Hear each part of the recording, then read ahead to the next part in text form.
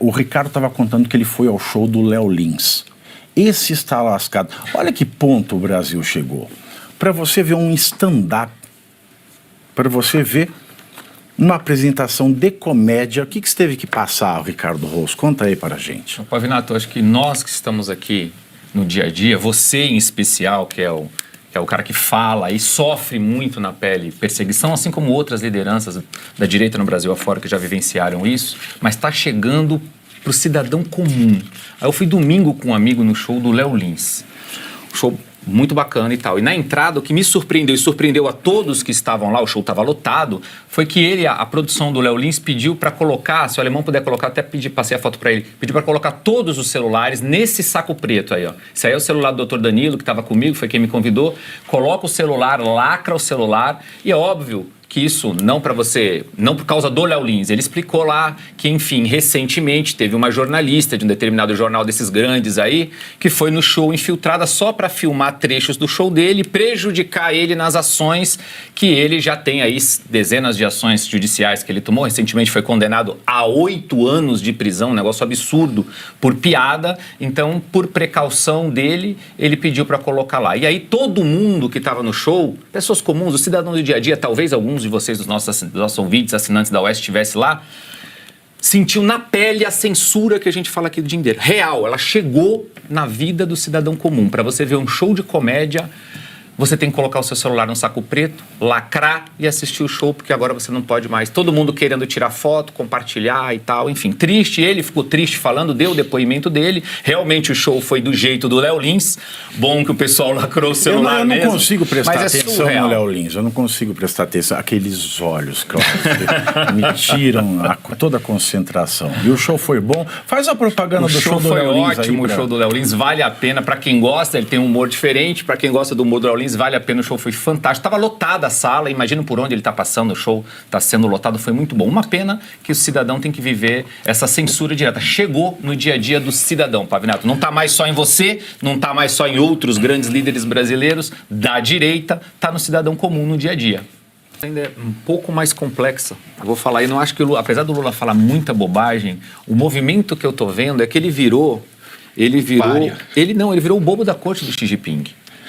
Ele virou o bobo da corte do Xi Jinping, internacionalmente. Você vê que o BRICS hoje, que era um bloco lá atrás, um bloco comercial... Eu tenho certeza que o apelido dele é Xi Jinping. É alguma coisa assim, mas ele fala aquilo que a China não vai falar, coloca ali sabe aquele bode expiatório, fala aí pra gente ver o que vai acontecer. É o Brasil, só que... É o bode velho, é o bode velho, é o Lula. Você pode ver que a fala dele foi essa. E, na sequência, nós tivemos uma subida no tom, porque antes era o secretário Marco Rubio que falava sobre esses assuntos, o Trump puxou pra ele, então veja que deu uma subida nesse degrau. O Trump já puxou para ele, já emitiu um tweet que o Lula tinha que fazer, igual o Pavinato fala, aquelas 2 setinhas, retweetar para a Gleisi Hoffmann, para o Paulo Pimenta, que quando o Lula estava preso, fizeram esse trabalho internacional aí. Deram entrevista na Al Jazeera, foram atrás da União Europeia, foram para os Estados Unidos, foram fazer esse trabalho de relações internacionais. Inclusive o Cristiano Zanin. Exatamente. Então ele tinha que pegar esse retweet e mandar para eles entenderem que o país tem lei. Mas enfim, quando ele estava preso, valia, né? Agora não vale.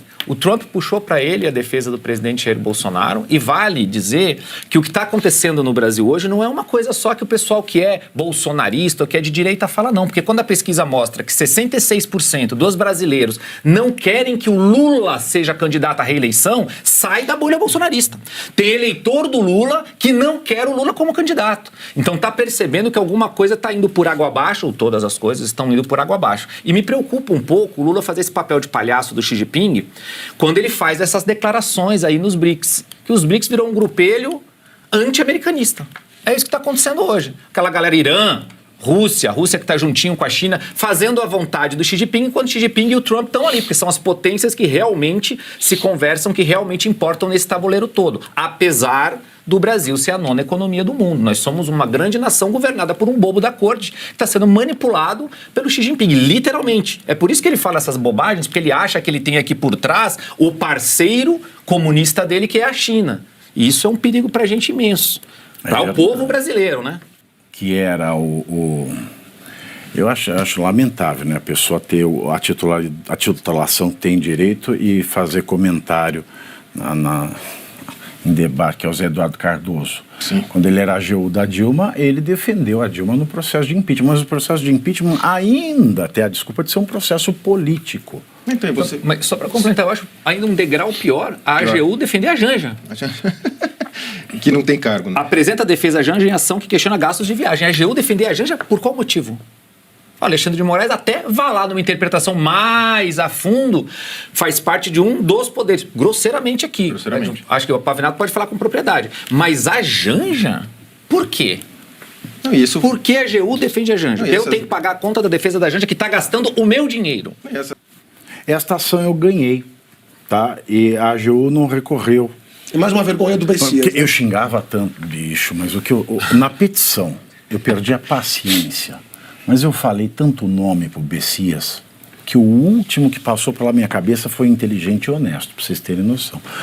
Mas ninguém falou, né? Teve que ter um portal, um jornalista com coragem para soltar isso, porque isso não saiu no Globo, isso não saiu no Estadão, na Folha, não saiu na Rede TV, no SBT, onde quer que seja. E nós estamos repercutindo.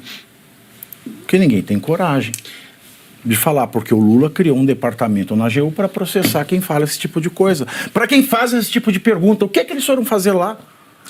Pavinato, eu acho que vale a pena a gente dar ainda até um passinho para trás, porque essa comunidade do Moinho já tinha sido cedida pelo governo federal para o governo do estado fazer a realocação dessas pessoas e construir um parque no lugar.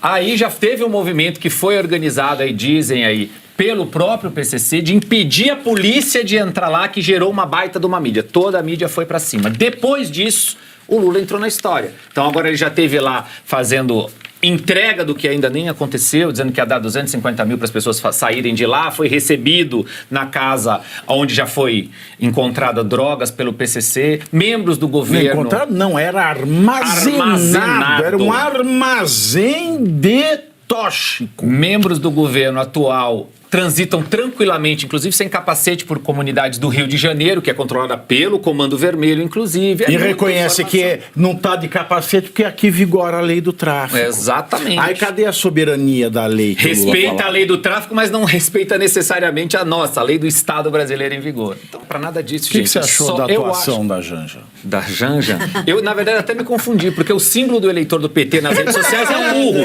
Exato. Aí, mas o que aconteceu? O eleitor do PT falando que é contra? Acho que eu não sei, talvez o Sidônio aí quis passar uma também, talvez esteja falando para um público muito específico e talvez eu não seja o alvo da comunicação dele. Mas é só uma narrativa para 2026, gente, porque esse vai ser o discurso. Rico contra pobres, nós contra eles, vamos taxar os ricos para poder ajudar você. É isso, ele não vai taxar, não vai proibir quem ganha Bolsa Família, Caute, de pagar porque está ganhando uma nota com as bets. E ele está querendo arrecadar de qualquer jeito porque está gastando o que não tem. Então, como é que vai aumentar a arrecadação? E nós não temos mais espaço no Brasil para aumento tributário. Viu essa lógica do IOF, que chegou no Congresso, o Congresso falou, opa, aqui não vou ficar com essa conta para mim não, porque 26 está logo ali. Como é que eu vou pagar essa conta de aumento IOF que a gente sabe? Quem que mais... O discurso era o IOF dos ricos. Mas quem é que fica no rotativo do cartão de crédito que tem IOF? Quem é que fica continuamente preso no rotativo do cartão de crédito? É o rico? A gente que é a classe média metida besta. Não, a população mais pobre. Tu não, Pavinato, tu não. Nós ficamos no rotativo do cartão de crédito. Pobre. Ela compra geladeira, fogão, à vista. Exatamente. Você que ela vai parcela pagar. tudo. Qual fogão compra? Compra Qual fogão? Parcelado. Mas qual fogão? Aquele de 4 boquinhas. Hoje saiu a notícia que quase 500 mil de menores de idade tiveram empréstimo consignado no INSS. 500 mil de menores de idade, essas pessoas que recebem BPC por causa de deficiência, alguém fez pra eles o consignado, não podem assinar. Então, assim, cada dia tem um escândalo novo e o careca lá continua Até atuando. criança agora, Até idosos e crianças. É isso. Então, assim, um cara desse deveria estar preso há muito tempo. Mas tem gente que precisa de anistia formal e tem gente que tem anistia substancial, de facto. E o cara continua operando livremente. A minha pergunta, Pavinato... Isso é um crime democrático. Esse é o resumo do Brasil. Essa notícia A minha pergunta é a seguinte: quem está junto, por trás, dando as costas quentes do careca do INSS, porque o cara precisa ter muito, como dizia o Collor, roxo, para poder, o cara tá no olho do furacão, Congresso, Câmara, imprensa No olho do decente, furacão, pondo no olho da brasileiro. criança e do idoso. Tem que, quem tá com esse cara? Aí você vê a Quem tá força, junto, né? quem Eu tá vou por abrir trás? Quem está mesmo por lugar. trás? Eu vou abrir a empresa Isso, no ele não tá mesmo nem aí, lugar. ele não tá É uma com medo de certeza nada. que não vai de acontecer impunidade. nada nessa Vai acontecer CPMI, nada. nem nessa investigação, ou seja, vai ficar tudo como estava. Exato. Para não saber nem ler nem escrever, só queria lembrar que o irmão do Lula estava numa entidade envolvida nesse, era chefe de uma dessas, envolvida nesse Vice-presidente. E adivinha só se pegaram os bens dessa entidade? Obviamente não, ela foi simplesmente ninguém olha para a entidade do irmão do Lula. As costas quentes que a gente estava falando. Né? Entidade que, quando o Bolsonaro era presidente, colocou uma MP para dificultar isso, que virou essa bagunça no INSS, teve uma medida provisória do presidente Bolsonaro no Congresso. Esta mesma entidade, a CONTAG, ela ajudou a redigir diversos Emendas. pseudos projetos de emenda para derrubar, para dificultar e modificar a MP do Bolsonaro. E a MP, lembre, era para dificultar como trazer para pelo menos de ano a ano o aposentado ter que ir lá dizer, olha, eu quero esse empréstimo mesmo, eu tô vivo e quero esse empréstimo aí. Modificaram isso e a CONTAG teve o dedinho dela lá para isso. A CONTAG, cujo irmão do presidente da República é vice-presidente.